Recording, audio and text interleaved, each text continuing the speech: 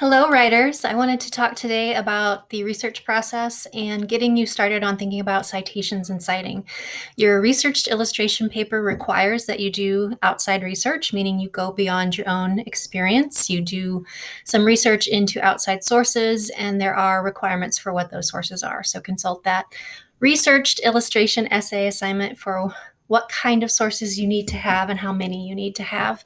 I want to try to walk through this PowerPoint as quickly as I can. I think I have a 15-minute limit on these YouTube videos, and I will post this PowerPoint on Blackboard. You have started hopefully to think about the topic that you want to write about for your next essay, and you have hopefully begun to think about the sources that you could use. Some of you might find that you're drawn to government sources like the CDC or the Centers for Disease Control. Some of you might find that you want to do documentaries. You are required to do either a book or an interview with someone, so start thinking about who you could interview. And the research process is longer and it is more detailed than just writing a paper from experience. So it kind of hones some of those skills that you'll need in future classes for college and university. And you have to allow yourself the chance or opportunity to, if need be, change your topic, if need be, change your stance on the topic, and if need be, to do more research if you're not finding the results that you want to.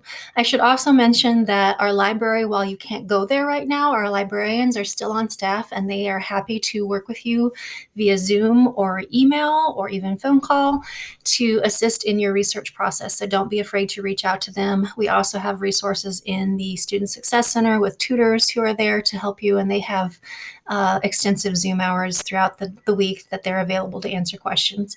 So as you begin to do more research into the topic that you are talking about, you begin to think about what your thesis is. And remember, your thesis is your topic plus your stance on it.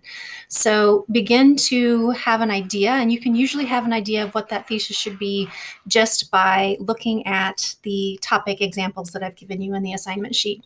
Remember too that you have the option to pick a different topic than the ones that are there. And if you have one that you'd like to run by me, and I'd prefer that you do run it by me first, please send me an email and I will respond and say, yes, I think that's great, or maybe you can narrow it this particular way. We have talked about in a previous PowerPoint some of the options that you have for finding research, and those include not just Google, but actual print items like books and magazines and journals and newspaper, although most of them are also online. Finding credible sources, and credible, you use the CRAP worksheet to find current, reliable, well-authored pieces that you could use, and then database materials, remembering EBSCOhost, SIRS, LexisNexis, Opposing Viewpoints, are all examples of databases that you have access to as students. You can also do things like radio programs. I'm a big listener of public radio, and there are lots of wonderful interviews with people on there, lots of reports and studies that they air. You can certainly use that type of material. Federal or court documents, government websites, documentaries, videos, etc. You can use TED Talks. You can use YouTubes, although I would caution you that when you do use a YouTube video, that you make sure that the person putting it out is somebody reputable and has experience in the field that you're talking about. We have started to talk about what makes sources credible, and again, that goes back to that CRAP worksheet, making sure that you can find that information in other areas, that it's not a ad-heavy, sales-heavy, persuasive piece, that it's not an opinion piece necessarily, that it is current, especially important for more cutting-edge topics, more controversial topics, and that you can look at the publication and say, yes, this is a trustworthy publication, and do some research on the author and say, yes, he, she, they are people I can trust. So begin with a Google search, if you will, but don't forget that you have the library. So go to Western's main page, go to the library link, and there's a catalog there. The catalog is just like what you would find in a public library. It lists all the resources available through Western, whether that's books, DVDs, videos, databases, etc.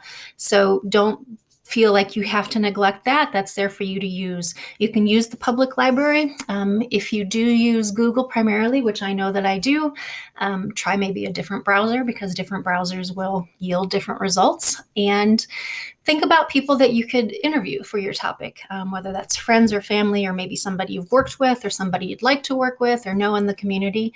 Maybe make a list of those people and then brainstorm some non-traditional sources. I also am a big listener of podcasts, and there are some great ones out there with a lot of good information, and they often interview really credible, interesting people. One that I listen to frequently is called Fresh Air with Terry Gross, and she tends to interview people who are public figures and talking about current issues. So with the Black Lives Matter protests that's happening, she's interviewing people who are police chiefs, people who are experts in riots and how to dispel them. So think about ways that you can find alternate sources other than just doing a quick online search.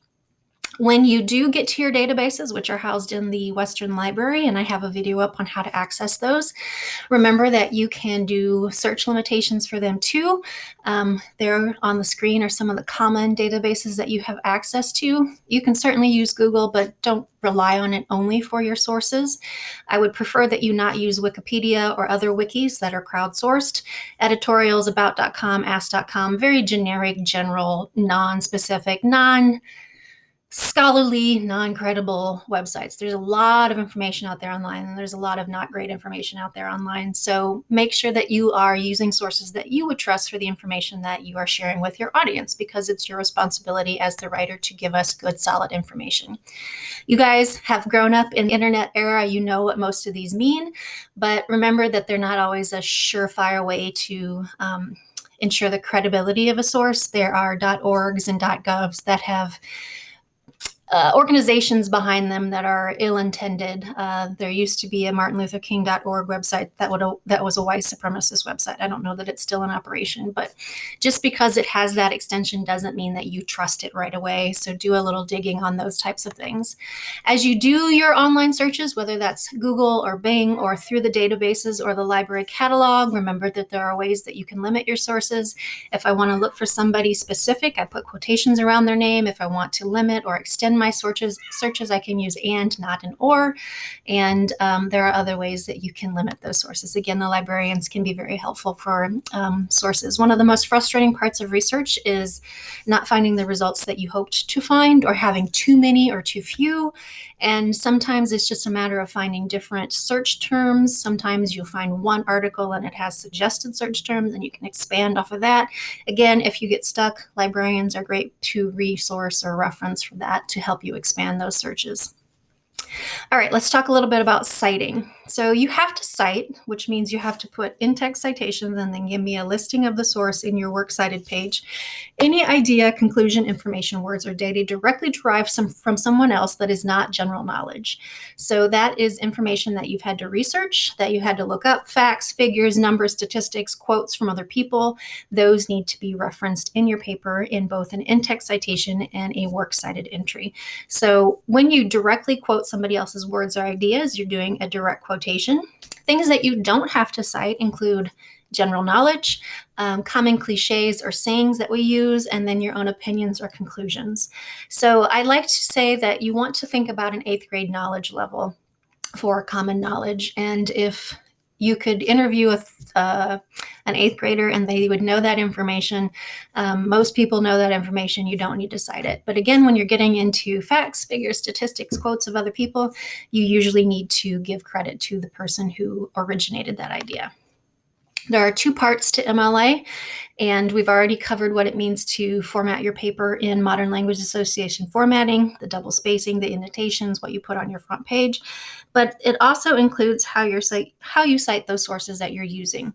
So you have within the body of the paper itself the in-text, also called parenthetical citations, and they parentheses are those things that look like this, and in between those 2 things that look like this, you have usually the author and the page number if there is an author and if there is a page number. If there aren't, there are other ways to document that source. The other component is a works cited page, and this always occurs at the end of your essay. If you have taken a lot of science-based courses, it's referred to as the bibliography or the references page, but for MLA, we call it works cited. It is an alphabetized list of every source that you reference within the body of your paper. That helps your reader to authenticate the source if they wanted to do their own research or make sure that you're giving them the right information, as I will. That is how they find that. So that means that it's not enough for you to just give the author and the URL. It means that you have to give author, title of the piece, where it was found, when it was found, and if there is a URL to include that.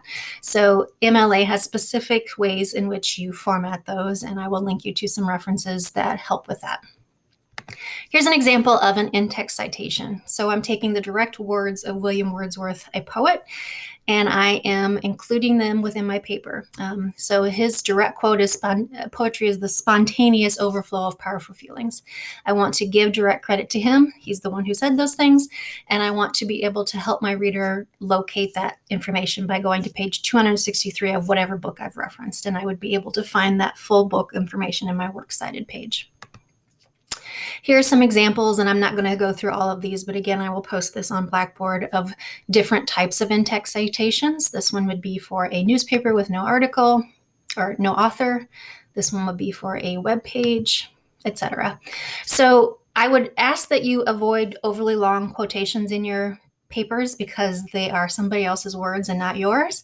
But if you do have maybe one long quotation of over 4 lines, how you do the in-text citation for it differs than how you would normally do it. So that is what that page is about. And then I would also encourage you, as you make final revisions to your paper before you submit it, to go through and look at the verbs that you use. I would encourage you not to constantly say, the author writes, the author says, the author writes, the author says. Using these specific and more detailed verbs can suggest to your reader how you feel about it. So if I say something like, the author tries to demonstrate, that means I have some hesitancy on whether I believe that they do a good job of it. Or if I say the author proves, then I have a lot of confidence in that source, and I believe that the data in it has been proven to be true. So the verbs that you choose can be really helpful to your reader to determine how you feel about a particular source.